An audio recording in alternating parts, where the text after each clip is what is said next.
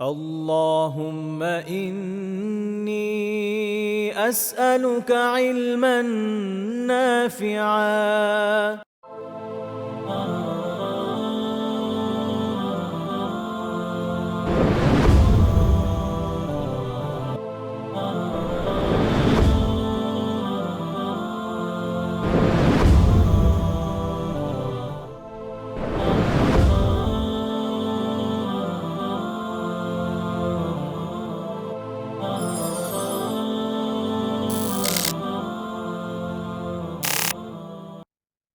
السلام عليكم ورحمة الله وبركاته. الحمد لله رب العالمين الرحمن الرحيم مالك يوم الدين والصلاة والسلام على رسوله الأمين وعلى آله وصحبه أجمعين ومن تبعهم بإحسان إلى يوم الدين. اللهم لك الحمد كله ولك الشكر كله. اللهم لا نحصي ثناء عليك كما أثنيت على نفسك. اللهم لك الحمد كله ولك الشكر كله. اللهم لا نحصي ثناء عليك كما أثنيت على نفسك. اللهم صل على محمد وعلى آل محمد كما صليت على إبراهيم وعلى آل إبراهيم إنك حميد مجيد. اللهم بارك على محمد وعلى آل محمد كما باركت على إبراهيم وعلى آل إبراهيم إنك حميد مجيد. আল্লাহ সুবহানাহু ওয়া তাআলার বিশেষ মেহেরবানি, আল্লাহ রাব্বুল আলামিন আমাদেরকে কুরআন মাজিদ পড়ে জেনে বুঝে শিরোনামে 134তম দিনের মতো কুরআন মাজিদের হালাকায় আমাদেরকে অংশগ্রহণ করার তৌফিক দান করেছেন। এজন্য আমরা আল্লাহ সুবহানাহু ওয়া তাআলার শুকরিয়া আদায় করছি, আলহামদুলিল্লাহ। কুরআন মাজিদের শেষ দুটি সূরা, সূরা ফালাক এবং সূরা নাস, এই দুটি সূরা মিলে একই ধরনের সাদৃশ্যপূর্ণ দুটি সূরা। অনেকগুলো ফজিলত আছে। অন্যতম ফজিলত হচ্ছে যে এই দুটি সূরা যদি কেউ কোনো একটা সালাতের পরে তেলাওয়াত করে, তো ওই সালাত থেকে পরবর্তী সালাত পর্যন্ত তার জন্য যথেষ্ট হয়ে যায়। সন্ধ্যায় পড়লে সারাদিন যথেষ্ট, সারা রাত যথেষ্ট হয়ে যায়। সকালে পড়লে সারাদিন যথেষ্ট হয়ে যায়। হাদিসে ঘুমের আগেও এই সূরা পড়ার ব্যাপারে বা এই দুটি সূরা পড়ার ব্যাপারে বিশেষ তাকাদা দেওয়া হয়েছে। সূরা ইখলাস, সূরা ফালাক এবং সূরা নাস। তো এগুলো মাসনুন আমলের অন্তর্ভুক্ত। এই সূরাগুলো একজন মুমিনের ঈমানকে বৃদ্ধি করে, আল্লাহ সুবহানাহু ওয়া তাআলার প্রতি আস্থা এবং দৃঢ়তা সৃষ্টি করে। অপরদিকে সমস্ত মাখলুকের প্রতি যে ভীতি, সেই ভীতিকে দূর করে। সতর্কতা জরুরি। বিপজ্জনক কোনো কিছু দেখে সতর্কতা জরুরি, কিন্তু ভীতির সঞ্চারটা ক্ষতিকর। ভয় মানুষকে অকর্মণ্য করে তোলে, ভয় মানুষকে সামনে অগ্রসর হতে বাধা সৃষ্টি করে। তো মুমিন ভয় করবে এক আল্লাহকে, লা আখাফু ইল্লাল্লাহ, আমি এক আল্লাহ ছাড়া কাউকে ভয় করি না। আল্লাহ সুবহানাহু ওয়া তাআলা রাসূল সাল্লাল্লাহু আলাইহি ওয়াসাল্লামকে এবং সাহাবা কিরামকে বলছেন,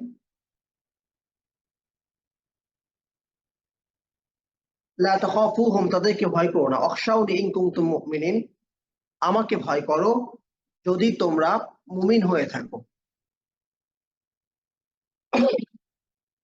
মুমিন সর্বক্ষেত্রে সতর্কতা অবলম্বন করে, মুমিন সর্বক্ষেত্রে সতর্কতা অবলম্বন করে, কিন্তু ভয় করে একমাত্র আল্লাহ সুবহানাহু ওয়া তাআলাকে। তো এই সূরা মুমিনের মাঝে সেই আস্থা, সেই দৃঢ়তা এবং সেই সাহস সৃষ্টি করে। সূরা ফালাক এবং সূরা নাস, সূরার প্রতিটা ওয়ার্ড কতটা স্পিরিট রাখে, কতটা দৃঢ়তা রাখে এবং কতটা আশার সঞ্চার ঘটায়, যদি আমরা একটু অর্থ সহকারে পড়ার চেষ্টা করি। এরপরে ইনশাআল্লাহ আমরা শানে নুজুল বলবো যে কোন প্রেক্ষিতে এই সূরাটি নাযিল হয়েছে, এবং পরবর্তীতে আমরা আলোচনা করার চেষ্টা করব যে এই সূরাদ্বয়ের পরিপ্রেক্ষিতে আমাদের আসলে কি শিক্ষা নেওয়া উচিত ছিল, আমরা কি শিক্ষা নিয়েছি। আল্লাহ বলছেন, কুল, তুমি বলো, তুমি বলো। এই বলো শব্দের মধ্যেই এক ধরনের দৃঢ়তা আছে। তুমি বললেই হবে, তুমি যদি পড়ো তাহলেই হবে। যদি না হতো, আল্লাহ তার রাসূল সাল্লাল্লাহু আলাইহি ওয়াসাল্লামকে বলতে বলতেন না, তুমি বলো। একজন ব্যক্তি তার আস্থা আছে যে অমুক অফিসে গিয়ে যদি তার রেফারেন্স দেওয়া হয়, যদি গিয়ে বলা হয় যে আমাকে অমুক পাঠিয়েছে, তাহলে কাজটা হয়ে যাবে। তখন কি বলে যে তাকে গিয়ে বলো যে আমি পাঠিয়েছি, তাকে আমার সালাম পৌঁছে তাকে এই কথাটা তাকে বলবে। তো আল্লাহ বলছেন তুমি বলো। তো আল্লাহ সুবহানাহু ওয়া তাআলার চেয়ে অধিক ভালো কে জানেন? আর কে আছে যে আল্লাহ সুবহানাহু ওয়া তাআলার এই আদেশকে, এই অর্ডারকে অমান্য করবে? আল্লাহ বলছেন বলো, বললাম, এরপর হবে না, বললেই হয়ে যাবে। কুল, বলো কি? আউযু, আমি আশ্রয় চাইছি। কার কাছে? বিরাব্বিন নাস, মানুষের রবের কাছে। এখানে আল্লাহ সুবহানাহু ওয়া তাআলা তার পরিচয়ে যে শব্দটা প্রয়োগ করছেন সেটা হচ্ছে রব্বিন নাস, মানুষের রব। আল্লাহ অনেক নাম আছে, আল্লাহ শব্দ আছে, রহমান আছে, রাহিম আছে। রহমান শব্দের প্রয়োগ অনেক বেশি দেখা যায়, কিন্তু আল্লাহ এখানে যে শব্দটা প্রয়োগ করলেন সেটা হচ্ছে রব্বুন নাস, আমি মানুষের রবের কাছে আশ্রয় চাইছি।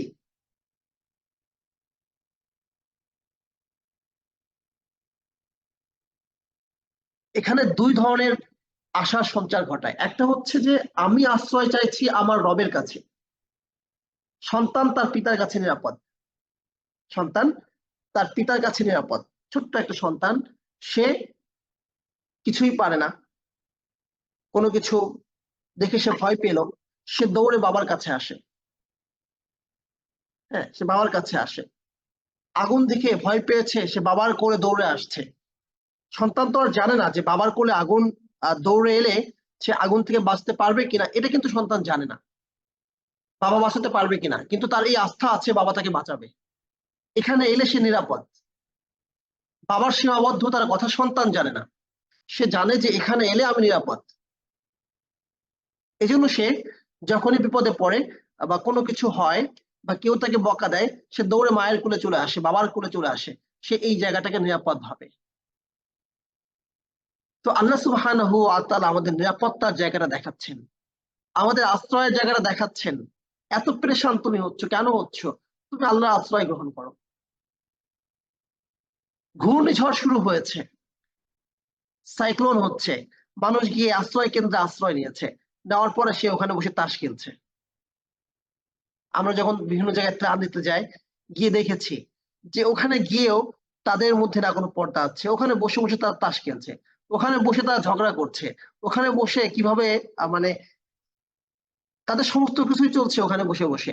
ওইদিকে দেখা যাচ্ছে তাদের বাড়িঘর পানি নিচে তখনও তলিয়ে আছে, বিভিন্ন বন্যার সময় দেখা যায়। কেন? কারণ হচ্ছে সে আশ্রয় কেন্দ্রে যাওয়ার পরে সে নিরাপদ ভেবেছে নিজেকে। তো মানুষ আমাকে কোত্থেকে ক্ষতি করবে আর আমার কিভাবে ক্ষতি হবে? আমি তো আশ্রয় নিয়েছি আমার রবের কাছে, আমার আর কিসের ভয়? আর মানুষ কিভাবে আমার ক্ষতি করবে? আমি তো মানুষেরও রবের কাছে আশ্রয় নিয়েছি। সেই রবের বিরুদ্ধে দাঁড়ানোর ক্ষমতা কার আছে? যার শেল্টার যত বেশি, তার দাপট তত বেশি। আমাদের সমাজে কালু মাস্তান, পিচ্চি হান্নান, হ্যাঁ, বিভিন্ন মাস্তান বিভিন্ন সময় আবির্ভাব ঘটে। তো এদের কিছু হয় না, কেউ কিছু করতে পারে না, কেন? কারণ এদেরকে শেল্টার দেওয়ার মানুষ থাকে। সেটা কে দিচ্ছে? মুরাজ্জম শেল্টার দিচ্ছে। তো অন্য কেউ তাকে আর বলতে পারে না, এমপি নিচে যারা আছে তা তাকে আর কিছু বলতে পারে না। শেল্টার দিচ্ছে কে দিচ্ছে? প্রাইম মিনিস্টার শেল্টার দিচ্ছে। তো অন্যরা তাকে একটু সমীহ করে কথা বলে। তো একজন মুমিনের আস্থা দৃঢ়তা এত বেশি হবে, সে আশ্রয় গ্রহণ করছে রবের কাছে, মানুষের রবের কাছে। সুতরাং তার শেল্টার কত মজবুত, তার ক্ষমতা কত বেশি, তার ভয় পাওয়ার কি আছে? তো বাংলায় একটা বই আছে, আফগানিস্তানে আমি আল্লাহকে দেখেছি। সেখানে আল্লাহকে দেখেছি মানে মুজাহিদদের সাহস এত বেশি তার কোথায় পায়? একজন মুজাহিদকে জিজ্ঞেস করা হচ্ছে যে আপনি এত সাহস কোথায় পান যে মাথার উপরে শত্রু বাহিনীর বিমান যাচ্ছে, উড্ডয়ন করছে, উড়ে যাচ্ছে, তবুও আপনার দিব্যি আছেন, ঘুমাচ্ছেন, আবার লড়াইয়ের সময় লড়াই করছেন, সবকিছু চলছে কিভাবে? কিভাবে পারেন? তো তিনি বলছেন, শত্রু বাহিনীর বিমান কি আমার রবের আরশের উপর দিয়েও চলে? তো এটা হচ্ছে একজন মুমিনের ইমানের দৃঢ়তা। আফ্রিকার গহীন জঙ্গলে সাহাবাকেরাম রাত কাটিয়েছেন, রাতের বেলা ঘোষণা দিয়েছেন যে বনের যারা প্রাণী আছো, হিংস্র প্রাণী আছো, শোনো, আমরা আল্লাহ সুবহানাহু ওয়া তাআলার পক্ষ থেকে এসেছি, আল্লাহর দ্বীন নিয়ে এসেছি, আল্লাহর দ্বীনের বিজয়ের জন্য আমরা এসেছি।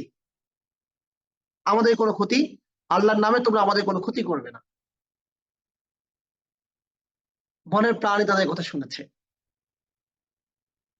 পারস্যের বাদশাহ দরবারে, আরেকবার রুস্তমের দরবারে, দুই পক্ষ সেনাবাহিনী, এক পাশে মুসলিম বাহিনী আর এক পাশে কাফির বাহিনী। তো স্বাভাবিকভাবে মুসলিম বাহিনীর পক্ষ থেকে দূত যায়, 3টি বার্তা নিয়ে যাওয়া হয় যে জিজিয়া দাও, হ্যাঁ, ইসলাম গ্রহণ করো, জিজিয়া দাও, নইলে যুদ্ধের জন্য প্রস্তুত হও। ইসলাম গ্রহণ করলে নিরাপদ, ইসলাম গ্রহণ না করলে জিজিয়া দিয়ে আমাদের অধীনত হয়ে থাকো, তা যদি না হয় যুদ্ধের জন্য প্রস্তুত হও। তো কারা? মুষ্টিমেয় কিছু সাহাবী। অপরদিকে কারা? পরাশক্তি, পারস্য এবং তাদের সেরা এবং সবচেয়ে বিচক্ষণ, সবচেয়ে সাহসী এবং সবচেয়ে দুর্দান্ত সেনাপতি রুস্তম। সাহাবী গিয়েছেন জীর্ণ শীর্ণ কাপড়ে, ছিঁড়া মলিন একটা কাপড় পরে একজন সাহাবী গিয়েছেন। তো তাকে তো ঢুকতে দেওয়া উচিত না, হ্যাঁ, যেখানে আহ সমস্ত ধরনের দামি দামি আসবাব যেই কিমার মধ্যে রয়েছে, রুস্তমের সিংহাসন যেখানে রয়েছে, সেখানে এই ধরনের জীর্ণ শীর্ণ পোশাক পরে একজন যাবে। তো তাকে প্রথমে তার অস্ত্র তার নিতে চেয়েছে, যারা গেটে সিকিউরিটি গার্ড আছে, সে অস্ত্র দেয়নি। তার কথা, আমি যদি যাই অস্ত্র নিয়ে যাব, না হলে যাব না। তো আলোচনা তো করতে হবে, ঠিক আছে, অস্ত্র সহ তাকে অনুমতি দেওয়া হয়েছে। সে যাচ্ছে, অস্ত্র ছেঁচড়াতে ছেঁচড়াতে সে যেই দামি কার্পেট আছে, গালিচা আছে, সেটাকে ছিঁড়তে ছিঁড়তে ছিঁড়তে ছিঁড়তে সে রুস্তম পর্যন্ত গিয়েছে। তো রুস্তমকে সে সবাই যেভাবে কুর্নিশ করে, মাথা নত করে, সম্মান করে, সে করে নাই। সবাই অবাক হয়েছে, কিন্তু রুস্তমের মধ্যে ভীতির সঞ্চার ঘটিয়েছে। সাহাবী হীনমন্যতায় ভোগে নাই আমার কাপড় ছেঁড়া, সে হীনমন্যতায় ভোগে নাই যে আমার কাপড়ে জোড়াতালি দেওয়া, সে হীনমন্যতায় ভোগে নাই জীর্ণ কাপড় পরা, স্যান্ডেল, পচা স্যান্ডেল পরা। আমি কিভাবে এই ধরনের একটা মজলিসের মধ্যে যাই?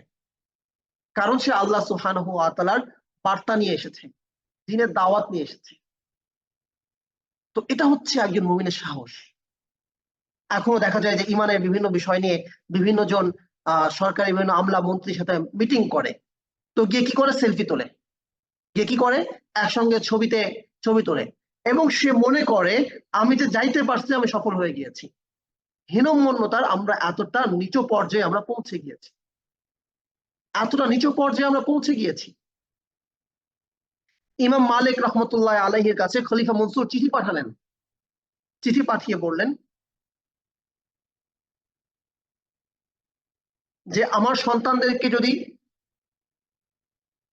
একটু ঘরে এসে পড়াতেন, আলাদা করে সময় দিতেন, সাধারণ সমস্ত শিক্ষার্থীদের মাঝে তাদের বসতে একটু লজ্জা হয়, হ্যাঁ, তারা সংকোচ করে। একটা প্রেস্টিজিয়াস ইস্যু আছে যে দরিদ্র মানুষদের সাথে, তার ছাত্রদের সঙ্গে তারাও বসবে। তো ইমাম মালিক রহমতুল্লাহ আলাইহি সেই চিঠির জবাব দিলেন, আল ইলমু ইউতা লা ইয়াতি, আল ইলমু ইউতা লা ইয়াতি, জ্ঞানের কাছে আসতে হয়, ইলমের কাছে আসতে হয়, দিনে যে ইলম, ওহির কাছে আসতে হয়, ওহি কারো কাছে যায় না। খলিফা মনসুর তখন আবার লিখে পাঠালেন, ঠিক আছে, আমার ছেলেরা আপনার ওখানে গেল, কিন্তু তাদের জন্য একটু আলাদা করে বসার ব্যবস্থা করে দিয়ে, পর্দা দিয়ে আলাদা করে, আলাদা একটা স্থান। তো ইমাম মালিক রহমতুল্লাহ আলাইহি তার এই অনুরোধ প্রত্যাখ্যান করলেন, অসম্ভব, এটা হতে পারে না, এটা হতে পারে না। এটা হচ্ছে আত্মসম্মান। তো আউযু বিরাব্বিন নাস, এই সূরা আমাদেরকে সে আত্মসম্মান শেখায়।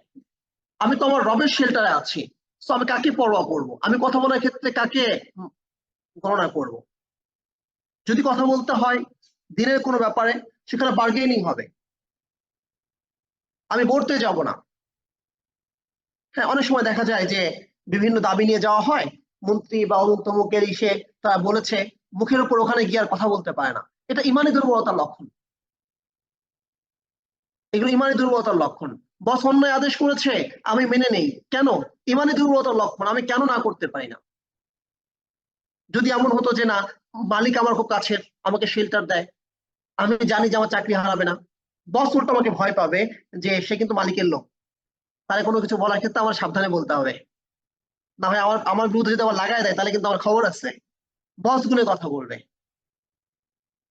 তো আমাদের অবস্থা হবে এমন যে আমি রবের শেল্টারে আছি, আমার আখলাক সে কথা প্রমাণ করবে যে না আমি মুমিন। রাসূল সাল্লাল্লাহু আলাইহি ওয়াসাল্লাম যে হাদিসে বলেছেন, মান সামা রমাদানা ঈমানান ওয়া ইহতিসাবা, যেহেতু রমাদান মাস চলছে, যে ব্যক্তি রমাদানের সিয়াম পালন করবে কিসের সাথে? ঈমানের সাথে। মানে কি? ওয়া ইহতিসাবা, রবের কাছ থেকে প্রতিদান লাভের প্রত্যাশায়, মানে রব অভিমুখী থাকবে। রবের কাছ থেকে প্রতিদান লাভের আসে মানে কি? এমন কিছু করবে না যেন রব অসন্তুষ্ট হয়ে বিলটা আটকে দেয়। সবের যেই অ্যাপ্রুভমেন্ট সেটা শেয়ার না করে, সে এমন কোনো কাজ করবে না, ভয়ে ভয়ে থাকবে, প্রত্যাশা রাখবে, রব উন্মুখী হয়ে থাকবে, জি আল্লাহ করতে থাকবে, আল্লাহকে ডাকতে থাকবে। আর ইমানের সাথে মানে এমন এমন কাজ সে করবে যেগুলো মুমিনের সাথে যায়, এমন কাজ সে করবে না যেটা মুমিনের সাথে যায় না, যেটা মুমিনের সাথে যায় না। তো যে কথা বলছিলাম, যে আমার আখলাক দিয়ে আমাকে সেই বিষয়টা প্রমাণ হতে হবে যে আমি মুমিন, আমি রবের শেল্টারে আছি, আমি রবের শেল্টারে আছি। কুল আউযু বিরাব্বিন নাস, আমি আশ্রয় গ্রহণ করছি মানুষের রবের কাছে। মালিকিন নাস, মানুষের মালিকের কাছে। ইলাহিন নাস, মানুষের ইলাহের কাছে। এখানে আল্লাহ সুবহানাহু ওয়া তাআলা তার পরিচয়ে তিনটা শব্দ প্রয়োগ করেছেন, একটা হচ্ছে রব্বুন নাস, একটা হচ্ছে মালিকিন নাস, একটা হচ্ছে ইলাহিন নাস। আর এই তিনটা শব্দেরই প্রয়োগ আমরা, তিনটা অর্থই আমরা দেখতে পাই সূরা ফাতিহার মধ্যেও। এই তিনটা আমরা দেখতে পাই সূরা ফাতিহার মধ্যেও। আমরা কি বলছি? আলহামদুলিল্লাহি রাব্বিল আলামিন, প্রশংসা রব্বুল আলামিনের জন্য। তো রব্বুল আলামিন সমস্ত জগতের রবের জন্য, সমস্ত জগতের মাঝে মানুষ শামিল আছে। আর রহমানির রহিম, আর রহমান আর রাহিম এটা রব্বুল আলামিনকেই প্রতিনিধিত্ব করে, যিনি দয়া করে লালন পালন করছেন, যাদেরকে লালন পালন করছেন, এটা তাদের অনুগ্রহ না, এটা তাদের প্রাপ্য না, তিনি দয়া করে লালন পালন করছেন।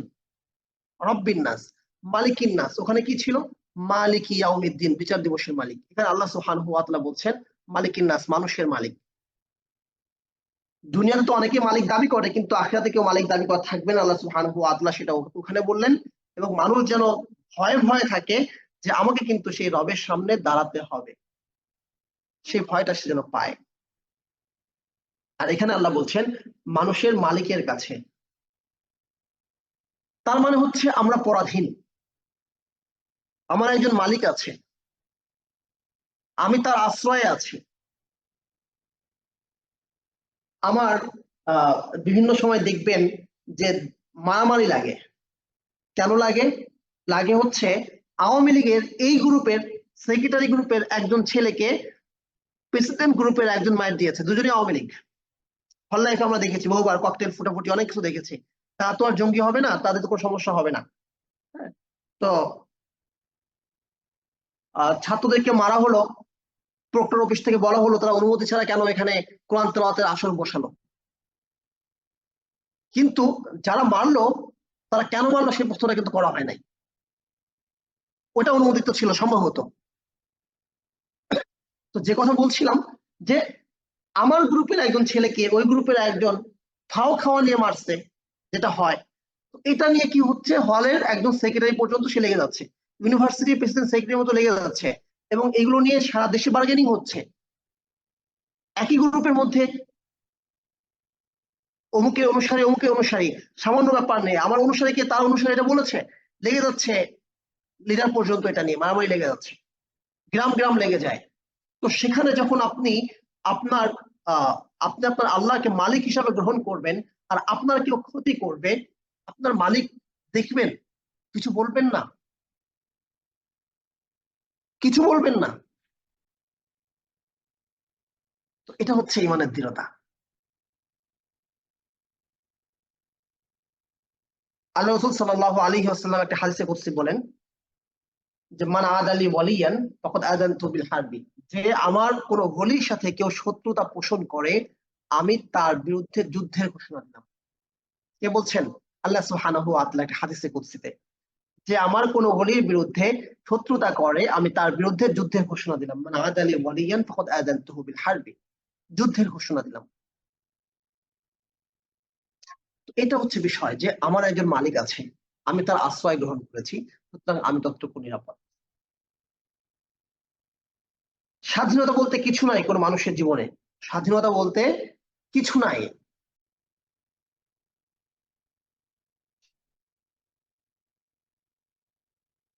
আল্লামা ইকবাল তিনি তার আসরারে বাখুদির মধ্যে একটা কবিতা এইভাবে বলছেন, মানুষ ঘাস ততদিন পর্যন্ত সজীব থাকে যতদিন পর্যন্ত এই ঘাসটা মাটির সঙ্গে লেগে থাকে। যখন এই ঘাসটাকে মাটি, সে যদি মনে করে যে না আমি স্বাধীন হব, আমি মাটির ভিতরে কেন থাকবো, আমি স্বাধীন হব, তাহলে যদি তাকে সেখান থেকে উপড়ে ফেলা হয় এবং যদি সে উপড়ে যায় সেখান থেকে, তাহলে এই ঘাসটা পচে যাবে। তাহলে মানুষ যতদিন পর্যন্ত রবের দাসত্বে থাকবে, রবের মালিকানায় থাকবে, মানুষ ততদিন পর্যন্ত স্বাধীন। কাদের থেকে স্বাধীন? অন্য সমস্ত মানুষ থেকে স্বাধীন। কিন্তু মানুষ যখন তার মালিকের দাসত্ব থেকে বের হয়ে যাবে, মালিকানা থেকে সে নিজেকে বের হয়ে যাবে মনে করবে, সে অনুযায়ী সে চলবে না, সে তার রবকে মালিক হিসাবে গ্রহণ করবে না, তখন মালিকও তাকে ছেড়ে দেন। তখন যে যা তাকে যেভাবে পারে সেভাবে নাচায়।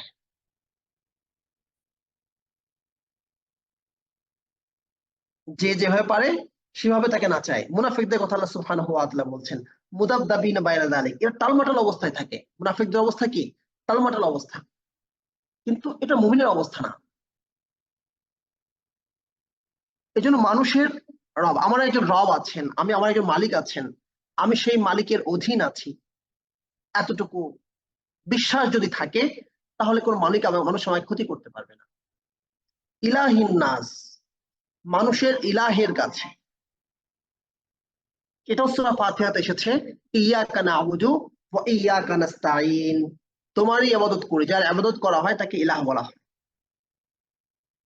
তো মানুষের ইলাহ অনেক হতে পারে, কিন্তু মানুষের ইলাহ হওয়ার যোগ্য একমাত্র আল্লাহ সুবহানাহু ওয়া তাআলা।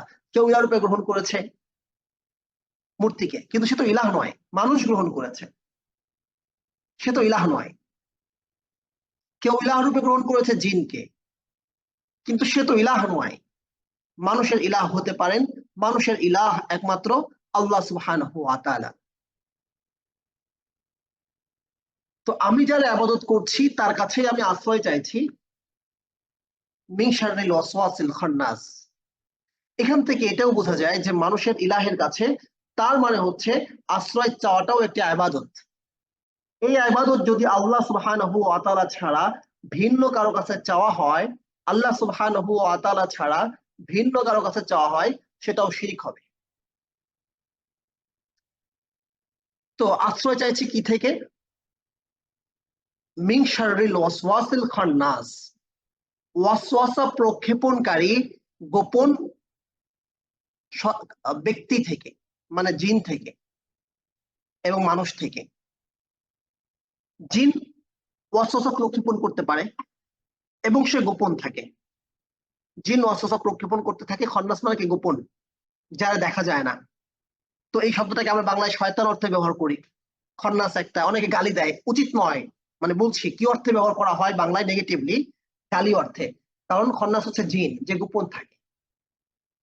তো এরকম মিনমিনে কিছু শয়তান মানুষও হতে পারে, সেই আলোচনায় আমরা আসছি।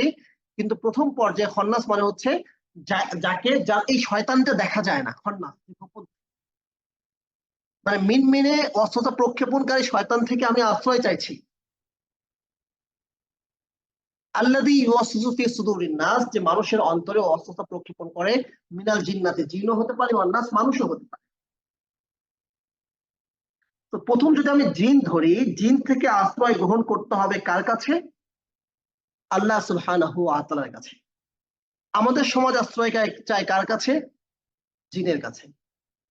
এই জিনিসটা আমরা অনেক দিন আলোচনা করেছি, কিন্তু এই আলোচনাটা বহু পরিমাণে করা জরুরি এবং আমাদের সকলেরই নিজ নিজ পরিসরে এই আলোচনা করাটা জরুরি যে আসলে আমাদের সমাজে কবিরাজরা আশ্রয় চায় জিনের কাছে। এটা শিরক। কবিরাজরা আমাদের সামনে সে তার ভেলকিবাজি এমন ভাবে তুলে ধরে, আমরা মনে করি এই কবিরাজ জিন পালে, জিনকে বশীভূত করে রেখেছে। কিন্তু আল্লাহ সুবহানাহু ওয়া তাআলা কোন মানুষকে জিন বশীভূত করে রাখার কোনো ক্ষমতা দেন নাই এবং দেন নাই। মানুষ ছাগল বশীভূত করে রাখতে পারে, মানুষ গরু বশীভূত করে রাখতে পারে, উট বশীভূত করে রাখতে পারে। কেন পারে? কারণ আল্লাহ সুবহানাহু ওয়া তাআলা কুরআন মাজিদে বলে দিয়েছেন, আমি এইগুলোকে তোমাদের বশীভূত করে দিয়েছি। আল্লাহ বলে দিয়েছেন, তাই মানুষ পারে। আল্লাহ সেই ক্ষমতা মানুষকে দিয়েছেন, তাই মানুষ পারে। বিশাল বড় একটা গরু ফেলতে লাগে 6 জন, তাও আবার রশি দিয়ে বেঁধে। 6 জন মানুষকে যদি বলা হয় এসো আমরা কুস্তি লড়ি, 6 জন একদম তাগড়া তাগড়া 6 জন মানুষ, তারা কেউ এক পা ধরবে, কেউ ডান পা ধরবে, কেউ বাম পা ধরবে, কেউ শিং ধরবে, কেউ লেজ ধরবে। হ্যাঁ, তো এরকম যদি 10 জন মানুষও যদি ধরে, আর যদি বলা হয় যে রশি ছাড়া এই গরুরে ফেলো, দেখবেন যে একটু পর 6 জনই কিন্তু অসুস্থ হয়ে গেছে। 6 জনে একজন এক জায়গায় চিৎপটাং হয়ে পড়ে থাকবে। এই 7 থেকে 10 জন মানুষও একটা গরুর সাথে পারবে না। তাহলে এই গরুটাকে যখন জবাইয়ের জন্য ফেলা হয়, 2 জন মানুষ বা কসাই অনেক সময় একজনও ফেলে দেয়। কিভাবে ফেলে? ফেলে তার ব্রেন দিয়ে, রশির সাহায্যে। আল্লাহ যে রশিটা পাঠিয়ে সৃষ্টি করেছেন, যে রশিটাকে আল্লাহ মানুষ পরবর্তীতে ব্রেন খাটিয়ে প্রসিডিউর করে প্রসেস করে এই অবস্থায় এনেছে, এবং আল্লাহ সুবহানাহু ওয়া তাআলা মানুষকে যে ব্রেন দিয়েছেন, সেই ব্রেন দিয়ে সে জানে কোন পায়ে আগে বাঁধতে হবে, এরপর রশিটা কেমনে প্যাচ দিতে হবে, এরপর প্যাচ দিয়ে কিভাবে ফেললে গরু আর তার শক্তি খাটাইতে পারবে। ব্যাপারটা কি? গরু আর তার শক্তি খাটাতে পারবে না। গরুর শক্তি নেই তা না, গরু আর তার শক্তি খাটাতে পারবে না। এইভাবে যদি প্যাচ দিয়ে ফেলা হয়, তো সেভাবে সে প্যাচ দিয়ে ফেলে, তখন আর গরু কোনো ক্ষমতা করতে পারে না। তাহলে গরুকে সে বশীভূত করলো, কেন করতে পারলো? মানে আল্লাহ তাকে সে মেধা দিয়েছেন এবং বশীভূত করার মতো রশি আল্লাহ তাকে দিয়েছেন। যদি এরকম অনেকগুলো রশি গরুকে দিয়ে দেওয়া হয়, গরু তুমি এই রশিগুলো ব্যবহার করো, গরু কি এই রশি ব্যবহার করতে পারবে? পারবে না। ছাগলকে যদি দেওয়া হয়, ছাগল পারবে না, মানুষ পারবে। তার মানে হচ্ছে মানুষকে আল্লাহ সুবহানাহু ওয়া তাআলা এই রশিদ দিয়েছেন, ক্ষমতা দিয়েছেন এবং তাকে সে মেধা দিয়েছেন। অপরদিকে এই বিরাট বড় গরুটাকে, দেখা যাচ্ছে 7 বছরের একটা বাচ্চা, সে একটা রশি ধরে টেনে নিয়ে চলে যাচ্ছে। সে টানতে পারছে কেন? সে টানতে পারছে কারণ আল্লাহ সুবহানাহু ওয়া তাআলা এই গরুকে ওরকম মানসিকতা দিয়েই তৈরি করেছেন, তোমাকে রশি ধরে টানবে, তুমি যাবে, তুমি তার বশীভূত হয়ে থাকবে। আওয়ালাম ইয়ারাও, আল্লাহ বলছেন আওয়ালাম ইয়ারাও আন্না খালাকনা লাহুম মিম্মা আমিলাত আইদিনা আনআমান ফাহুম লাহা মালিকুন। তারা কি দেখে না যে আমি তাদের জন্য সৃষ্টি করেছি, আমি আমার হাত দ্বারা বিভিন্ন গবাদি পশু, আনআমান ফাহুম লাহা মালিকুন, সৃষ্টি করেছি আমি, তারা এগুলোর মালিক। কেন? খালাকনা লাহুম, আমি তাদের জন্য সৃষ্টি করেছি, তাদের জন্য সৃষ্টি করেছি, ফাহুম ফা এজন্যই, সুতরাং লাহুম তারা এগুলোর, লাহা এগুলোর, মালিকুন মালিক। আজকে গরুর মালিক হচ্ছি, ছাগলের মালিক হচ্ছি, উটের মালিক হচ্ছি, কেন হতে পারছি? কারণ আল্লাহ আমাদের জন্য সৃষ্টি করেছেন, আল্লাহ আমাদেরকে মালিক বানিয়েছেন, তিনি আমাদের মালিক, এজন্য আমরা হতে পারছি। এরপর আল্লাহ বলছেন মালিক হলাম কিন্তু আমার কন্ট্রোলে নাই, মালিক হলাম কিন্তু আমার কবজায় নাই বা আমার দখল দায়িত্বে নাই। সেই মালিকানার কোনো ফায়দা আছে কিনা? আমার অনেক জমি আছে কিন্তু কোনো জমি আমার দখল দায়িত্বে নাই। তো আল্লাহ বলছেন মালিক তো বানিয়েছি, তাদের জন্য সৃষ্টি করেছি, মালিক বানিয়েছি, ওয়াযাল্লালনাহা লাহুম, এগুলোকে আমি তাদের বশীভূত করে দিয়েছি। ফামিনহা রাকুবুহুম, ফলে এগুলোর পিঠে তারা চড়ে। ঘোড়ার পিঠে চড়া যায়, গরুর পিঠেও চড়া যায়, ওই যে গাড়ি দিয়ে চলে, মহিষের পিঠেও চড়া যায়। তো বশীভূত করে দিয়েছি, তার প্রমাণ হচ্ছে এগুলোর পিঠে তারা চড়ে, লাথি মেরে ফেলে দেয় না। বিশাল বড় হাতি, কিন্তু মানুষ কি করছে? পায়ে পাড়া দিচ্ছে, তারপরে সিঁড়ি পা পা যখন হাতি যখন বসে কয়েকটা ভাঁজ পড়ে পায়ে, এই একটা ভাঁজে পা দিয়ে সিঁড়ি দিয়ে সে কি করছে, হাতির পিঠে উঠছে। তো হাতি যদি চাইতো সুর দিয়ে ফেলে দেবে পারতো না, কিন্তু ফেলে না কেন? মানে আল্লাহ বশীভূত করে দিয়েছেন। তো এই বশীভূত প্রাণীর জন্য এটা লাঞ্ছনাকর নয়, তার মস্তিষ্ককে আল্লাহ এবার সৃষ্টি করেছেন। কিন্তু মানুষ যদি এরকম বশীভূত হয়ে যায়, এটা লাঞ্ছনার, এটা অপমানকর, এটা লাঞ্ছনার, এটা অপমানকর যদি মানুষ বশীভূত হয়ে যায়। আমাদের ক্ষেত্রে তাই হয়েছে। আমরা যেভাবে রশি দিয়ে বশীভূত করে রেখেছি, মুসলিম বিশ্বকে আজকে খ্রিস্টানরা, ইহুদিরা ঠিক সেভাবে বশীভূত করে রেখেছে। ইহুদিরা যদি পারমিট দেয়, ত্রাণ ঢুকছে, না দিলে যাচ্ছে না। মুসলিম বিশ্ব ও জন্যই তারা অপেক্ষা করছে, আমেরিকার গোলামি করছে। এক একজনকে এক একটা মূলা ধরাই দিছে, আর এক একজন বানরকে যেমন মূলা ধরাই দিয়ে বশীভূত করা হয়, কুকুরকে যেমন হাড্ডি ধরাই দিয়ে বশীভূত করা হয়, হ্যাঁ, এই গরু ছাগলগুলোকে যেমন, উটকে যেমন একটু খাবার দিয়ে, দানা পানি দিয়ে বশীভূত করে রশিদে ঘোরানো হয়, বিশাল বড় হাতিকে যদি বলা হয়, হাতি যদি ছেড়ে দেওয়া হয়, এই হাতির খাবার কি মানুষে ম্যানেজ করে দেওয়া লাগে? ও নিজেই তো এই গাছ ভাঙবে, ওই গাছ ভাঙবে, ওটা করবে, সেটা করবে, ও নিজে খাবার ম্যানেজ করতে পারবে। আমরা আটকে রেখেছি, একটু খাবার দিয়ে বশীভূত করে রেখেছি। ঠিক মুসলিম বিশ্বকেও কাউকে হাড্ডি দিয়ে, কাউকে দানা পানি দিয়ে, কাউকে মুচলেকা দিয়ে, বিভিন্ন জনকে বিভিন্ন ভাবে তার মুখকে বন্ধ করে রাখা হয়েছে। এটা আমাদের জন্য লাঞ্ছনা কর, অপমান কর। আল্লাহ সুবহানাহু ওয়া তাআলা আমাদেরকে এই লাঞ্ছনা থেকে হেফাজত করেন। তার একটাই উপায় হচ্ছে যে রব্বুন নাস হিসাবে বিশ্বাস করা, মালিকুন নাস হিসাবে বিশ্বাস করা, ইলাহুন নাস হিসাবে বিশ্বাস করা। তিনি যদি আমার ক্ষতি চান, কেউ আমার কোনো উপকার করতে পারবে না। তিনি যদি আমার কোনো কল্যাণ করেন, কেউ কোনো ক্ষতি সাধন করতে পারবে না। এটাই হচ্ছে তাৎপর্য। ইবনে আব্বাস রাদিয়াল্লাহু তাআলা আনহু একদিন রাসূল সাল্লাল্লাহু আলাইহি ওয়াসাল্লামের পিছনে বাহনে বসা ছিলেন। ছোট মানুষ, আমরা যেমন ছোটদেরকে বাহনের পিছনে বসাই, তো ইবনে আব্বাস রাদিয়াল্লাহু তাআলা আনহুকে বললেন যে বৎস আসো আমার পিছনে বসো। না, তার চাচাতো ভাই ছিলেন। আহ, রাসূল সাল্লাল্লাহু আলাইহি ওয়াসাল্লামের বললেন, ইয়া গোলাম বৎস, ইন্নী উআল্লিমুকা বিকালিমাত, তোমাকে কয়েকটা কথা শিখাই দেব। ইহফাজিল্লাহ, আল্লাহর বিধানকে রক্ষা করো। ইহফাজকা, আল্লাহ তোমাকে রক্ষা করবেন। ইহফাজিল্লাহ, আল্লাহর বিধানকে রক্ষা করো। তাজিদহু তুজাহাকা, আল্লাহকে সামনে পাবে। ইদা সাআলতা ফাসআলিল্লাহ, যখন চাইবে আল্লাহর কাছে চাও, যখন চাইবে আল্লাহর কাছে চাও। ওয়াইদা ইসতাআনতা ফাসতাইন বিল্লাহ, যখন সাহায্য চাইবে আল্লাহ সুবহানাহু ওয়া তাআলার কাছে সাহায্য চাও। ওয়াইদা ইসতাআনতা ফাসতাইন বিল্লাহ, যখন সাহায্য চাইবে আল্লাহ সুবহানাহু ওয়া তাআলার কাছে সাহায্য চাও। واعلم أن الأمة لو اجتمعت على أن ينفعوك بشيء لم ينفعوك بشيء إلا ما قد كتب الله لك, যদি সমস্ত মানুষ একত্রিত হয় তোমার কোনো উপকার করার জন্য, তারা তোমার কোনো উপকার করতে পারবে না, তবে আল্লাহ যতটুকু চান ততটুকু ছাড়া। وإن اجتمعوا على أن يضروك بشيء لم يضروك إلا بشيء قد كتبه الله لك, সমস্ত মানুষ যদি তোমার ক্ষতি করার জন্য একত্রিত হয়, তারা তোমার কোনো ক্ষতিই করতে পারবে না, তবে আল্লাহ যতটুকু তোমার জন্য লিখে রেখেছেন। রুফিআতিল আকলাম, কলমকে উঠিয়ে নেওয়া হয়েছে, তাকদীরের কলমকে উঠিয়ে নেওয়া হয়েছে। অজুফাতিস সুহুফ, এবং লেখা হয়েছে যে কালি দিয়ে, সেই কালিও শুকিয়ে গিয়েছে, মানে এই চ্যাপ্টার অনেক আগেই ক্লোজ। এজন্য এই সূরা আমাদেরকে সেই ইমানের দৃঢ়তা দান করে, যখন চাইবে আল্লাহর কাছে চাও। আল্লাহ দিলে আর কার আছে ক্ষতি করার? আমার রব, আমার ইলাহ যদি আমার কল্যাণ করতে চান, যদি কোনো মানুষের মাধ্যমে করতে চান, সে মানুষকে তিনি পাঠাবেন। যদি কোনো মানুষের সাহায্য ছাড়া আপনি যদি অন্য কোনো মাধ্যম দিয়ে করেন, তাও করতে পারেন। আল্লাহ সাধারণত কোনো সুন্নাহ মেনটেন করেন, কোনো রীতি মেনটেন করেন, পদ্ধতি মেনটেন করেন। এভাবে মানুষকে নিজের প্রত্যক্ষ সরাসরি আল্লাহ সুবহানাহু ওয়া তাআলা থেকে, মানুষ থেকে দূরে রেখেছেন। এটাই মানুষের পরীক্ষা। মানুষকে সরাসরি আল্লাহ দেখবে না, কিন্তু মানুষের অস্তিত্ব, মানুষ আল্লাহকে সরাসরি দেখতে পাবে না, কিন্তু আল্লাহ সুবহানাহু ওয়া তাআলার অস্তিত্ব, আল্লাহ সুবহানাহু ওয়া তাআলার নুসরাত, আল্লাহ সুবহানাহু ওয়া তাআলার সতর্কবার্তা প্রতি মুহূর্ত সে পেতে থাকবে। এটাই পরীক্ষা। আরবের বিখ্যাত সাহিত্যিক তন্তাবী,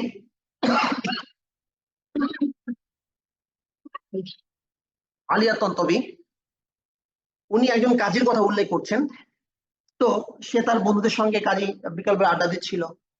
তো হঠাৎ তার কাছে মনে হলো যে একটু আর ভালো লাগছে না তার, সে বাইরে বের হবে। তো বললো যে চলো আমরা বাইরে থেকে ঘুরে আসি। তো কেউ তার সঙ্গে বাইরে যেতে রাজি হলো না। তো সে একাকি বের হলো বাইরে ঘুরতে।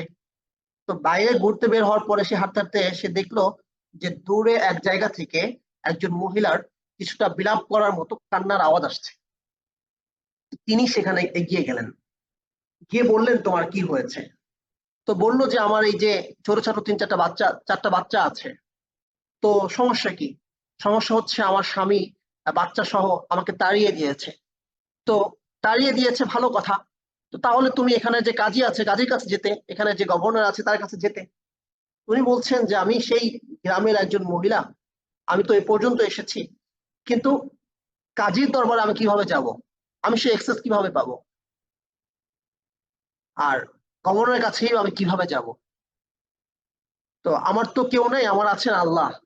তো আমি আমার প্রয়োজনের কথা সে আল্লাহকে বলছি, আমি আমার প্রয়োজনের কথা সে আল্লাহকে বলেছি।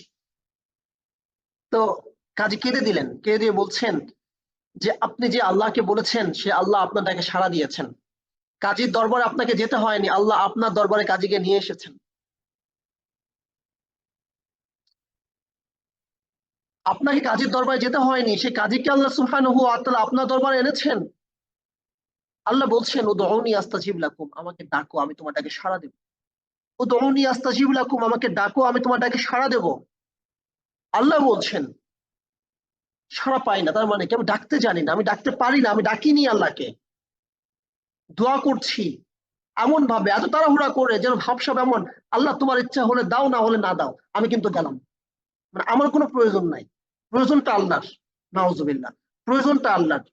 এত তাড়াহুড়া, এত তাড়াহুড়া, আল্লাহ তোমার লাগলে দাও, না হলে না দাও।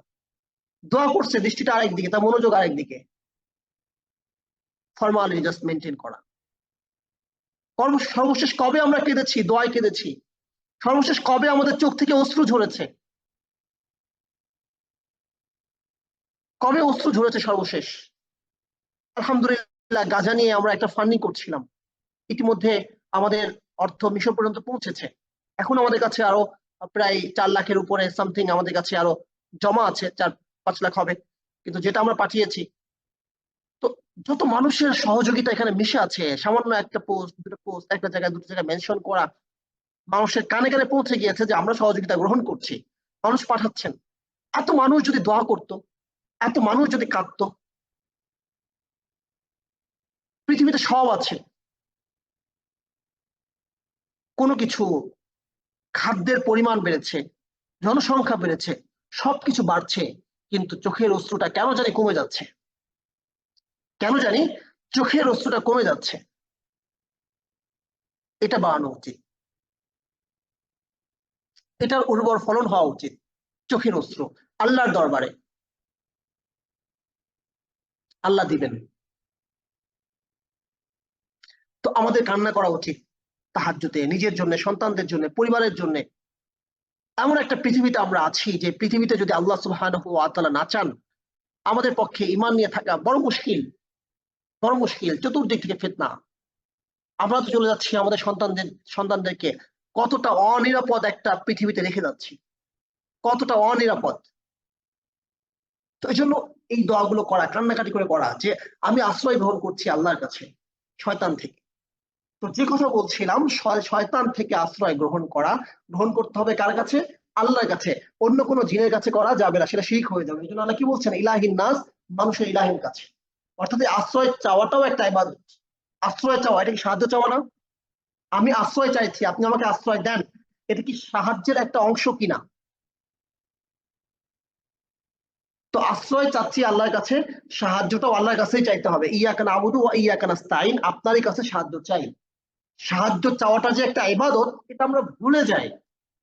সাহায্য চাওয়া যে একটা ইবাদত, এটা আমরা ভুলে যাই। ইয়াকা নাবুদু, আমরা আপনারই কাছে ইবাদত, আপনারই ইবাদত করি। এই কথা বলার পরে আল্লাহ স্পষ্টভাবে উল্লেখ করে দিচ্ছেন, আপনারই কাছে আমরা সাহায্য চাই, ইবাদত করি, আপনার কাছেই সাহায্য চাই। এটাকে বিশেষভাবে উল্লেখ করে দেওয়া হচ্ছে, যেন মানুষ ভুলে না যায় সাহায্যটাও শুধুমাত্র আল্লাহ সুবহানাহু ওয়া তাআলার কাছেই চাইতে হবে।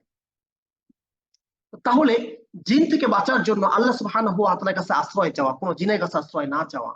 তো আমরা মনে করি জিন মানুষকে বশীভূত করে, মানুষ জিনকে বশীভূত করে রেখেছে, কবিরাজ জিনকে বশীভূত করে রেখেছে, আমরা কবিরাজের কাছে গিয়ে আশ্রয় চাই। কিন্তু কোন কবিরাজকে আল্লাহ সুবহানাহু ওয়া তাআলা এই ক্ষমতা দেন নাই যে সে কোনো জিনকে বশীভূত করে রাখতে পারে। সে কথা বোঝাতে গিয়ে আমরা বলেছি মানুষ বিভিন্ন প্রাণীকে বশীভূত করে রাখতে পারে, কারণ আল্লাহ সুবহানাহু ওয়া তাআলা কোরআনে উল্লেখ করে দিয়েছেন সৃষ্টি করেছি মানুষের জন্য। কিন্তু জিনকে আল্লাহ মানুষের জন্য সৃষ্টি করেন নাই। জিন এবং মানুষকে আমি সৃষ্টি করেছি লিয়াবুদুন, শুধু আমার ইবাদত করার জন্য। মানুষ যেমন আলাদা সৃষ্টি, জিন আলাদা সৃষ্টি। তো জিনকে বশীভূত করার ক্ষমতা আল্লাহ মানুষকে দেন নাই, শুধু একজনকে দিয়েছিলেন সেই বাদশাহী, সেই রাজত্ব। তিনি হচ্ছেন সুলাইমান আলাইহিস সালাম। আল্লাহ সুবহানাহু ওয়া তাআলা তাকে বিপদে ফেললেন, তিনি পরীক্ষায় পড়লেন। তো পরীক্ষায় পড়ে তিনি সবর করলেন। বিপদগ্রস্ত ব্যক্তি যখন সাহায্য চায় তখন আল্লাহ বিশেষভাবে সাহায্য করেন। তো এই বিপদে তিনি বিশেষ একটা সাহায্য চাইলেন আল্লাহ সুবহানাহু ওয়া তাআলার কাছে, বিশেষ একটা দোয়া করে বসলেন। নবী সুলাইমান আলাইহিস সালাম আল্লাহ সুবহানাহু ওয়া তাআলার কাছে দোয়া করলেন, রব্বি, হে আমার রব, হাবলি মুলকান, আপনি আমাকে এমন রাজত্ব দান করেন, লা ইয়ামবাগি লিআহাদিম মিন বাদি, আমার পরে এই রাজত্ব অন্য কারো জন্য প্রযোজ্য হবে না। তিনি কি দোয়া করেন খুব ভালো করে লক্ষ্য করেন, এমন রাজত্ব দান করেন যেই রাজত্ব আমার পরে ভিন্ন কারো জন্য প্রযোজ্য হবে না। তো আল্লাহ সুবহানাহু ওয়া তাআলা তার দোয়া কবুল করে কি বলছেন, সাখখারনা, আমি তাকে রাজত্ব দিলাম। কেমন? সাখখারনা, আমি তার বশীভূত করে দিলাম। আর রিহা, বাতাসকে, তাজরি বিআমরিহি রুখান হাইতু আসাব, সে যেখানে চায় সেখানেই একদম সাবলীল ভাবে খুব সহজেই প্রভাবিত হয়ে চলে যায় তার আদেশে। কার? সুলাইমান আলাইহিস সালামের। ওয়ালি সুলাইমান রিহা গুদু ওয়া শাহরুহা ওয়াশার, এবং সুলাইমান আলাইহিস সালামের এক সকালকে করে দিলাম এক মাস। এই পরিমাণ তার সময় বরকত আল্লাহ সুবহানাহু ওয়া তাআলা সৃষ্টি করলেন। অরাওয়া হুয়া শাহর, এবং এক সন্ধ্যাকে সৃষ্টি করলেন এক মাস। এটা আলহামদুলিল্লাহ আমাদের ক্ষেত্রেও হয়েছে, 7 ঘন্টায় আমরা পৌঁছে যাই মক্কায়। তো এই যে বাতাসকে বশীভূত করে দেওয়ার কারণে এবং জিনকে বশীভূত করে দেওয়ার কারণে ব্যাপারটা এমন হয়েছে। এটা আসলে সুলাইমান আলাইহিস সালামের কর্তৃত্ব, কৃতিত্ব, যে তার এক সকাল ছিল এক মাস, তার এক দুপুর ছিল এক মাস। আমরা দেখেছি যে 1 ঘন্টার মধ্যে চায়নাতে এবং 1 ঘন্টার মধ্যে একটা বিল্ডিং দাঁড় করিয়ে ফেলেছে। প্রযুক্তিটা এই পর্যায়ে পৌঁছেছে। তো এটা সুলাইমান আলাইহিস সালামকে আল্লাহ দিয়েছেন, সেই কথা উল্লেখ আছে কোথায়? বিলকিস আলাইহিস সালামের ঘটনায়। হ্যাঁ, তো কি বললেন সুলাইমান আলাইহিস সালাম? যে বললেন, মা ইয়াতিনি বিআরশিহা ক্বাবলা আন ইয়াতুনি মুসলিমিন, তারা মুসলিম হয়ে আমার কাছে আসার আগেই তার সিংহাসনকে কে আমার কাছে এনে দিতে পারবে? কে এনে দিতে পারবে? ক্বালা ইফরিতুম মিনাল জিন্নি, শক্তিশালী একজন জিন বলে উঠলো, আনা আতিকা বিহি ক্বাবলা আন তাকুমা মিন মাকামিক, আপনি আপনার মাজলিস ছেড়ে ওঠার আগেই যতটুকু সময় আমি পাবো এই সময়ের মধ্যে ইনশাআল্লাহ আমি সেই সিংহাসনকে আপনার কাছে এনে দিব। তো বলতেই পারে সে তো জিন, এজন্য সে পারছে, হাওয়ায় উড়ে যাবে, হাওয়ায় নিয়ে চলে আসবে। এটাই যে আল্লাহ তার কাজগুলোকে এতটাই সহজ করে দিয়েছেন। দেখেন, শুধু জিনে কারামতি না, কারামতি কার? এটা সুলাইমান আলাইহিস ইসলামের, এটা সুলাইমান আলাইহিস ইসলামের মুজিজা। তার প্রমাণ হচ্ছে জিন বলল আপনি এখান থেকে ওঠার আগে আমি এনে দেবো। ক্বালাল্লাযী ইনদাহু ইলমুম মিনাল কিতাব, যার কাছে কিতাবের ইলম ছিল, মানে তাওরাতের আলেম যেই ব্যক্তিটা ছিলেন, সেই আলেম, সেই মানুষটা বললেন, আনা আতিকা বিহি ক্বাবলা আন ইয়ারতাদ্দা ইলাইকা তরফুক, আপনার চোখের পলক পড়ার আগে আমি আপনার কাছে এনে দিচ্ছি। এটা বলে সে এনে দিলাম। জিন বললো ওঠার আগে, আর আলেম বললো কি চোখের পলক পড়ার আগে এনে দিচ্ছি। আল্লাহ বিভিন্ন ওলিদের মাধ্যমে ধরে কাজ করিয়েছেন। এটা রেয়ার। কেন করিয়েছেন? এটাও সেই সুলাইমান আলাইহিস সালামেরই মুজিজা, যে তার সকালকে করেছেন এক সন্ধ্যা, সন্ধ্যাকে এক মাস, সন্ধ্যাকে করেছেন এক মাস। আর কি? ওয়াসালনা লাহু আইনাল কিত্র, তার জন্য, হ্যাঁ, প্রভাবিত করেছি আর নরম করে দিয়েছি, গলিয়ে দিয়েছি লোহাকে। এরপর কি? অমিনাল জিন্নি, এবং জিনকেও তার বশীভূত করে দিয়েছি। মাইয়া আমল বাইনা দেহি বিইذনি রব্বি, যে তার আদেশে তার সামনে কাজ করে। তো এই ক্ষমতা জিনকে বশীভূত করা, এইটা আল্লাহ সুবহানাহু ওয়া তাআলা সুলাইমান আলাইহিস সালামকে দিয়েছেন, সুলাইমান আলাইহিস সালামের দোয়া কবুল করে। আর দোয়াটা ছিল লা ইয়ামবাগি লিআহাদিম মিন বাদি, এই রাজত্ব আমার পর আর কারোর জন্য প্রযোজ্য হবে না। তাহলে মানুষ জিনকে বশীভূত করে রাখে না, বরং মানুষ জিনের কাছে সাহায্য চায়, আর জিন খুশি হয়, যা মানুষ আমাকে বস মানছে, এই মানুষকে সিজদা করতে বলছিল বলে সিজদা করি না বলে আজকে শয়তান হয়েছি, আর সেই মানুষ আজকে আমাকে সিজদা করছে, আমার কাছে আমাকে বস মানছে। তো একটা মানে আমি কি হনুলে টাইপের একটা ভাব আসে জিনের মধ্যে, তখন জিন কিছু কিছু কাজ করে দেয়। এটাও আল্লাহ সুবহানাহু ওয়া তাআলা কোরআন মাজিদে বলে দিয়েছেন। আল্লাহ বলছেন, সূরা জিনের মধ্যে এটা আছে, কিছু কিছু মানুষ আমাদের কাছে আউযুনা বিরিজালিম মিনাল জিন্নি ফাযাদুহুম রাহাকা, কিছু কিছু মানুষ আশ্রয় চায় জিনদের কাছে, ফলে জিনরা তাদের ভীতি আর বাড়িয়ে দেয়। জিনদের কাছে আশ্রয় চায়, তারা একটু দেয়, আবার একটা ভীতু তৈরি করে দেয়, এটা হবে ওইটা হবে, মানে এক কথায় কিছু সুবিধা দিয়ে তাদেরকে বন্দি করে ফেলে। তো এই কবিরাজ গুলো তখন সেই জিন ছাড়া আর কিছু তারা বুঝতে চায় না। তো এটা হচ্ছে কবিরাজি যারা করে, দেখবেন এই যারা কবিরাজ, তারা তো তাবিজ ঝোলায়, এখানে একটা ওখানে একটা, এই আমল সে আমল, আবার সন্তানদের কেউ তাবিজ দেয়। হ্যাঁ, ওরা প্রতিনিয়ত ভয়ে থাকে, এবং মূল ভয় থাকে ওই যে জিনগুলো তাড়াচ্ছে ওই জিনগুলো দ্বারা না, মূল ভয় থাকে তার ঘাড়ে যে জিনগুলো আছে, যে জিনগুলো দেশে কাজ করাচ্ছে, এই জিনগুলো। এর কারণ কি জানেন? এর কারণ হচ্ছে এর কারণ হচ্ছে যে এই যে কবিরাজ যে জিনকে আহ, দিয়ে সে কাজগুলো করায় নিচ্ছে, সে মূলত কিন্তু এই জিনের বন্দনা করে না, সে করে জিনদের কোনো সর্দারের বন্দনা। তো জিনদের সর্দার তখন তার অনুগত তার বশ করে দেয়, বা তার অধীনে পাঠায় দেয়, সে কোনো জিনকে বন্দি করে রাখে সেই জিনগুলাকে, এমন কোনো জিনকে পাঠায়। তো এই জিন দিয়ে সে বিভিন্ন রকম কাজ করায়, যে কাজগুলো জিন পছন্দ করে না, কেন করবে? যেমন ধরেন, এই কবিরাজ আরেকজনের কাছে জিন চালান করলো, তদবির করলো, বলে তদবির, আসলে জাদু করে, তখন ওই জিনকে পাঠাইলো, যার ঘাড়ে গেল, ওর ঘাড়ে আবার আরেক কবিরাজের কাছে গেল, সে আবার এই জিনকে তাড়ানোর চেষ্টা করে, বা সে রুকিয়াই করলো, তখন এই জিনটা কি করে, তখন সে না আসতে পারে, আর না সে থাকতে পারে। যদি সে চলে আসে তাহলে তার সর্দার তারা খবর করে দেবে তুই কেন আসলি। হ্যাঁ, আর যদি থাকা তো সম্ভব নয়। তো তখন কি হয়, কার উপর খ্যাপে? খ্যাপে হচ্ছে যে কবিরাজ পাঠাইছিল তার উপরে। বুঝতে পেরেছি? তো যাদের মাধ্যমে কাজ করে তারাই মূলত খেপে থাকে, বসকে সন্তুষ্ট করে, বস অন্য জিন থেকে যে কাজগুলো করায় নেয়, আর সেই জিনগুলো সকল খেপে থাকে, এই জন্য একটু সুযোগ পেলে ঘাড় মটকে দেয়, সন্তানের ক্ষতি করে, ঘরের চালে আওয়াজ করে, এটা ওটা ক্ষতি করে। তো মূল ব্যাপার হচ্ছে যে আল্লাহ সুবহানাহু ওয়া তাআলা কোরআন মাজিদে উল্লেখ করছেন জিনদের সেই কথা মিথ্যা হলে এবং মিথ্যা তথ্য হলে আল্লাহ কোরআন মাজিদে উল্লেখ করতেন না। আল্লাহ বলছেন,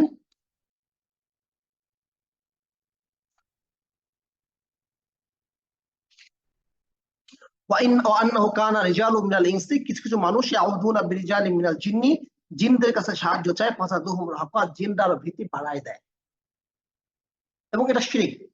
এজন্য কবিরাজের মাধ্যমে, কবিরাজের কাছে তদবির আনা, কবিরাজের কাছে যাওয়া, এটা করা যাবে না। এই তথ্যটা সকলের কাছে পৌঁছে দিতে হবে, এবং কবিরাজের কাছে সাহায্য চাওয়া, আশ্রয় চাওয়াটা হবে শিরক। তবে হ্যাঁ, একজন মানুষ আর একজন মানুষকে যেমন মাঝে মধ্যে সহযোগিতা করে, কখনো কখনো কোনো জিন মানুষকে সহযোগিতা করতে পারে, এটা রেয়ার। এটা কেমন হয়? জিনদের মধ্যে তো মুমিন আছে, অনেক বড় একজন আলেম, আল্লাহওয়ালা মানুষ, তো তার কাছে একটু জিন শিখলো, তার দাসে বসলো, সে আল্লাহ হয়তো জানেও না, ওনার সে পরিচয় দিল এবং বললো যে হুজুর আপনার কাজটা আমি করে দিচ্ছি, সেটা ভিন্ন জিনিস। আমরা বিভিন্ন জনকে সহযোগিতা করি এরকম, যে উস্তাদকে একটু ইকরাম করি, সেটা ভিন্ন জিনিস। কিন্তু তাই বলে কি আমরা নিজের খেয়ে বনের মোষ সবসময় তাড়াই, যে না সবসময় আমি অমুকের কথাই শুনবো আর কোনো কথা শুনবো না, কোনো স্বার্থ নাই, অমুকে বস মানবো, সে কিছু দিবে না তারপর করি না, স্বার্থ ছাড়া কাজ করি না। তাহলে জিন কেন স্বার্থ ছাড়া কাজ করবে? তো যাই হোক, ওদের স্বার্থটা হচ্ছে ওরা মানুষকে বিভ্রান্ত করে এবং শিরকে লিপ্ত করে। যে কথা বলছিলাম, যে মিন শারিল ওয়াসওয়াসিল খান্নাস, ওয়াসওয়াসা প্রক্ষেপণকারী, গোপন মিনমিনে শয়তান থেকে আশ্রয় চাইছি, আল্লাযী ইউওয়াসওয়িসু, যে ওয়াসওয়াসা প্রক্ষেপণ করে, ফি সুদুরিন নাস, মানুষের অন্তরে, মিনাল জিন্নাতি, জিনদের। জিন মানুষের কোনো ক্ষতি করতে পারে না, সে কি করে? ওয়াসওয়াসা তৈরি করে।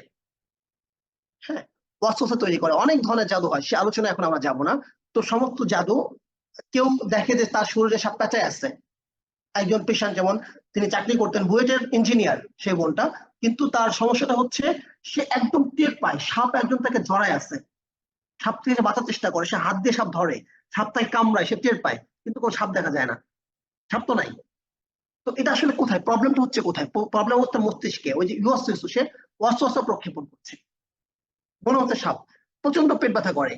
তো আসলে এটা ওয়াসওয়াসা প্রক্ষেপণ করছে। দেখবেন যে শারীরিক অনেক ট্রিটমেন্ট, অনেক এই সমস্যা, পেটের সমস্যা বা ওঠার অজ্ঞান হয়ে যায়, অনেক টেস্ট তাকে দেওয়া হলো, সমস্ত টেস্টের পর দেখা যাচ্ছে সব নর্মাল, কোনো সমস্যা নাই। তখন ডাক্তার বলে তাকে সাইকিয়াট্রিস্ট দেখান, মানসিক সমস্যা। তো জিনটা ওই কাজটাই করে, মানসিক সমস্যা সৃষ্টি করে, অস্বস্থতা প্রক্ষেপণ করে। তো জিন বুঝলাম মানুষ, মানুষও অস্বস্থতা প্রক্ষেপণ করে, মানুষের অস্বস্থতা দেখা যায় না। পত্রিকা, ম্যাগাজিন তার অন্যতম একটা দৃষ্টান্ত হতে পারে। কেমন? সে এমন ভাবে তথ্য উপস্থাপন করলো যে সত্যকে তাদেরকে জঙ্গি বানায় দিচ্ছে, মিথ্যাকে সেটাকেই সে গ্লোরিফাই করছে। ঢাকা ইউনিভার্সিটিতে ইফতার হতে পারে না, ইফতার করা যায় না, ঢাকা ইউনিভার্সিটিতে প্রকাশ্যে কোরআন তেলাওয়াত হতে পারে না, কিন্তু হোলি খেলার নামে রং মাখামাখি, অশ্লীলতা, বেলেল্লোপনা এগুলো প্রকাশ্যে হতে পারে। র‍্যাগ ডে প্রকাশ্যে পালন হতে পারে, তেলাওয়াতে মাইকে তেলাওয়াত করা যাবে না, কিন্তু র‍্যাগ ডেতে বিশাল বিশাল সাউন্ড বক্স এনে যেভাবে মানে গগন বিদারী আওয়াজ করে সেটা চলতে পারে, এবং এগুলো পক্ষে ছাপায় গায়। তো এই যে পত্রিকা এই নিউজ গুলো করে, পজিটিভলি নিউজ করে, এই নিউজ গুলো কি হয়, মানুষের কাছে এই অন্যায় গুলোকে সহনশীল করে তোলে।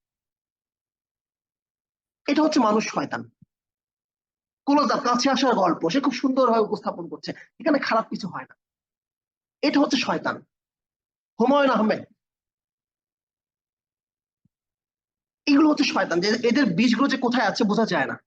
হিমুর কাছে হিমু তার বান্ধবীর সাথে সাক্ষাৎ করতে গিয়েছে, বাসায় গিয়েছে, বান্ধবীর বেসে গিয়ে কথা বলেছে, 5 মিনিট কথা বলেছে, 10 মিনিট কথা বলেছে, তারা কিছু খুনসুটি করেছে, দুষ্টমি করেছে, সেই দুষ্টমি কথা উল্লেখ গেছে, এরপর সে চলে এসেছে।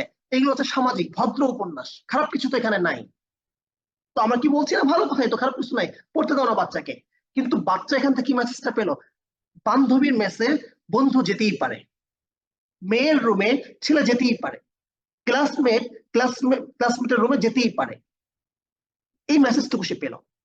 আমাদের পাঠ্যপুস্তক, বর্তমানে যে পাঠ্যপুস্তক আছে, সে পাঠ্যপুস্তকে দেখানো হচ্ছে যে বন্ধু বান্ধব একসঙ্গে পিকনিকে গিয়েছে, তো শেখানো হচ্ছে এটা হইতেই পারে।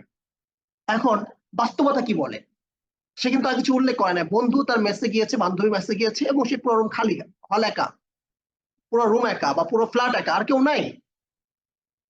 রাসূল সাল্লাল্লাহু আলাইহি ওয়াসাল্লাম বলছেন, কোন নারী কোন পুরুষ যখন একত্রিত হয় তাদের তৃতীয় জন হচ্ছে শয়তান। মানুষ শয়তানের সঙ্গে কখন লড়ে, যখন সে আল্লাহর প্রতি আস্থা রাখে এবং সে মনে করে আমার লড়ার প্রয়োজন আছে। যখন সে আল্লাহর প্রতি বিশ্বাস রাখে না, রাখলে তো যেত না, সে আল্লাহর প্রতি বিশ্বাস রাখে না, সে আল্লাহর প্রতি বিশ্বাস রাখে না, সে তার বান্ধবীকে চায়, বান্ধবী তাকে চায়, তৃতীয় জন শয়তান আছে, ফিতনা কেন হবে না? তো এই যে এগুলো হচ্ছে মানুষ শয়তান। বীজ এমন ভাবে অস্বস্থা দিবে, বোঝাও যাবে না যে এখানে অস্বস্থা দেওয়া হয়েছে। ব্রাক পাঞ্জাবি তৈরি করেছে, সারা জীবন পড়েছে রংধনু 7 রং, এখন দেখছি রংধনু 6 রং, মানে যেটা বিশেষ একটি সিম্বল।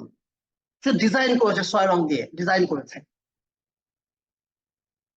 হয়তো অনেকে বুঝবে না, কিন্তু এটা হচ্ছে শয়তানি। তো যাই হোক, মূল কথা হচ্ছে, তো আল্লাহ আমাদেরকে এই জিন শয়তান, মানুষ শয়তান থেকে বাঁচতে হলে তাদের আলোচনা, তাদের টক শো, তাদের লেখালেখি, তাদের উপন্যাস, তাদের প্রবন্ধ, তাদের বক্তৃতা, তাদের নিউজ, সমস্ত কিছুর ব্যাপারে আমাদেরকে সতর্ক থাকতে হবে এবং আল্লাহ সুবহানাহু ওয়া তাআলার কাছে আশ্রয় চাইতে হবে। আর আল্লাহ আশ্রয় দিচ্ছেন কিভাবে, আল্লাহ বলছেন তোরে আমি আশ্রয় দেবো, তুই বল, আউযু বিরাব্বিল ফালাক পড়, আউযু বিরাব্বিন নাস পড়, কুল হুয়াল্লাহ পড়। পড় মানে কি, না বুঝে পড়। পড় মানে এই তুই পড়, আমার কাছে আশ্রয় চা, অনুধাবন কর, তুই যে আশ্রয় চাইছিস এটা তুই অনুধাবন কর, এবং কি বলছিস এটা তুই বিশ্বাস কর, ধারণ কর, তাদের কোনো ক্ষতি করতে পারবে না। জিন মানুষের কখন ক্ষতি করে, উদাহরণস্বরূপ মানুষের ক্ষতি করতে পারে তখন যখন মানুষ ভয় পেয়ে যায়, যখন মানুষ অশ্লীলতার মধ্যে থাকে, যখন মানুষ রাগের অবস্থায় থাকে। আল্লাহ মানুষকে এতটা ভালো নয় বলে তৈরি করেন নাই, এই জন্য প্রথম চমকায় দেয়, চমকায় দিয়ে ক্ষতি করে। সমস্যা কবে থেকে শুরু? অমুক দিন ভয় পাইছিলাম তারপর থেকে। মানে ওই যে ভয় দেখিয়ে কাবু করে এরপরে মানুষের শরীরে জিন প্রবেশ করেছে। ঠিক মানুষের ক্ষেত্রে আমি জানি তুই শত্রু, তোরা আমি শত্রু হিসেবে জানি, তাহলে শত্রুর সামনে কি আমি বুক টান করে দাঁড়াবো নাকি আমি ঢাল তরবারি নিয়ে প্রস্তুত থাকবো? তখন জানি হামলা করে। যুদ্ধের ময়দানে পর্যন্ত নামাজের মধ্যে হাঁটলে নামাজ নষ্ট হয়ে যায়। এক জামাতে পড়ার জন্য নামাজের মধ্যে হাঁটা হচ্ছে, অর্ধেক নামাজ পড়া হচ্ছে, আবার ডিউটিতে চলে যাওয়া হচ্ছে, এসব বাকি অর্ধেক শেষ করা হচ্ছে। হ্যাঁ, ঠিক আছে, এখানে সতর্কতা এটা জরুরি। আমরা বুক পেতে দেই না, আমরা ঢাল নিয়ে দাঁড়াই, সে আমার শত্রু। যখন আমি জানবো যারা যারা ইসলামের কথা বলে না, যারা কোরআনের জ্ঞান রাখে না, হ্যাঁ, এরা আমার শত্রু, এরা আমার ক্ষতি করবে, ও যেটা বলবে প্রতিটা কথার মধ্যে একটা করে বিষ থাকতে পারে, তাহলে আমি কতটা সতর্ক থাকবো? এই জন্য সে বিষটাকে জানা, সে জ্ঞানটুকু জানা, অতটুকু জ্ঞান অর্জন করা, যতটুকু জ্ঞান থাকলে আমি সত্য এবং মিথ্যার মাঝে পার্থক্য করতে পারি। তাবারাকাল্লাযী নাযালাল ফুরকান, মহান সেই সত্তা যিনি ফুরকান, সত্য মিথ্যার মাঝে পার্থক্যকারী কোরআন নাযিল করেছেন। সুতরাং এই কোরআনের জ্ঞান থাকাটা জরুরি। বর্তমান সময়ের এই ফিতনাগুলো থেকে, ইরতিদাদের ফিতনা সহ, হ্যাঁ, সেকুলারিজমের ফিতনা এবং যত ধরনের ফিতনা আছে, ইন্টারফেইথের ফিতনা, সমস্ত ফিতনা থেকে যদি বাঁচতে হয় তাহলে অবশ্যই আমাদেরকে কোরআনের গভীর জ্ঞান লাগবে। আল্লাহ আমাদেরকে তৌফিক দান করেন। আরেকটা বিষয় বলে নেই, আজকে আমাদের সূরা ফালাক তেলাওয়াত করার কথা ছিল, কিন্তু ভুল ক্রমে নাচ শুরু হয়েছে। যেহেতু নাচ শুরু করা হয়েছে, আমরা নাচ শেষ করলাম। ইনশাআল্লাহ পরবর্তী সপ্তাহে আমরা সূরা ফালাক তেলাওয়াত করব এবং কোন প্রেক্ষিতে সূরা দুটি নাজিল হয় সে আলোচনা ইনশাআল্লাহ আমরা করব।